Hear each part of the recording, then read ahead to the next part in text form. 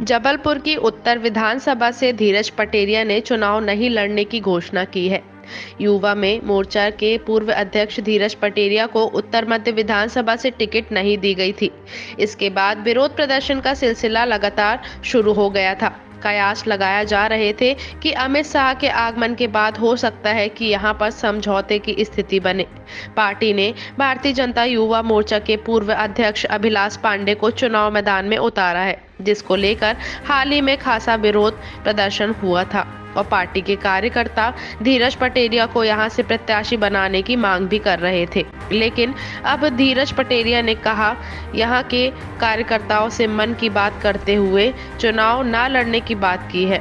धीरज पटेरिया का कहना है कि वह उत्तर मध्य विधानसभा की जनता की हक की लड़ाई लड़ते रहेंगे।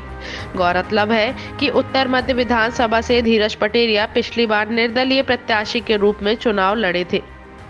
संभावना जताई जा रही है कि उत्तर मध्य विधानसभा में अब भाजपा कार्यकर्ताओं के बीच गतिरोध समाप्त हो सकता है।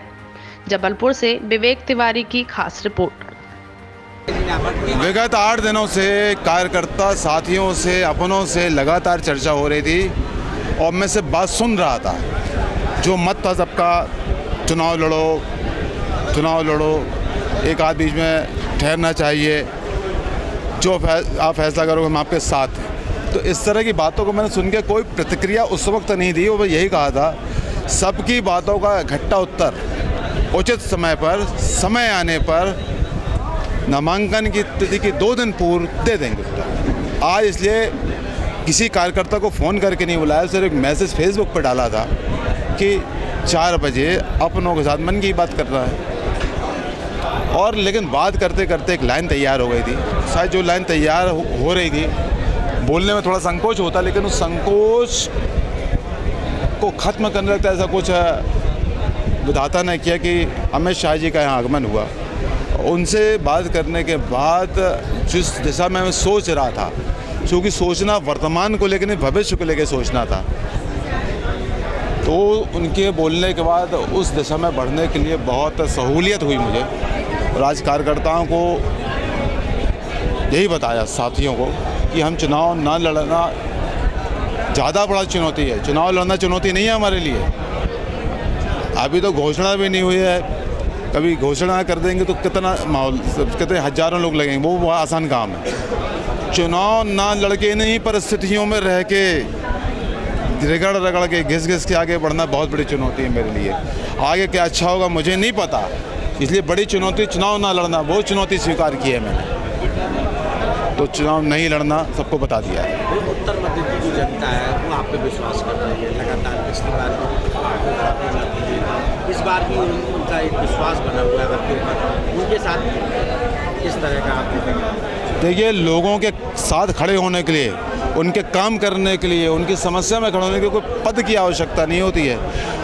विगत 4 वर्षों से बिना पद, कोई बिना राजनीतिक पार्टी के काम कर रहे हैं, कोई फ़र्क नहीं पड़ता, क्योंकि ईमानदारी से लोगों की मदद करने के लिए किसी अधिकारी को फ़ोन लगाना तो अपना बायोडाटा नहीं बताना, हमको सिर्फ नाम बताना है और समस्या बताना है कि तुम, तो ये काम तो बिना पद, बिना राजनीति में कर सकते, करते रहेंगे वो।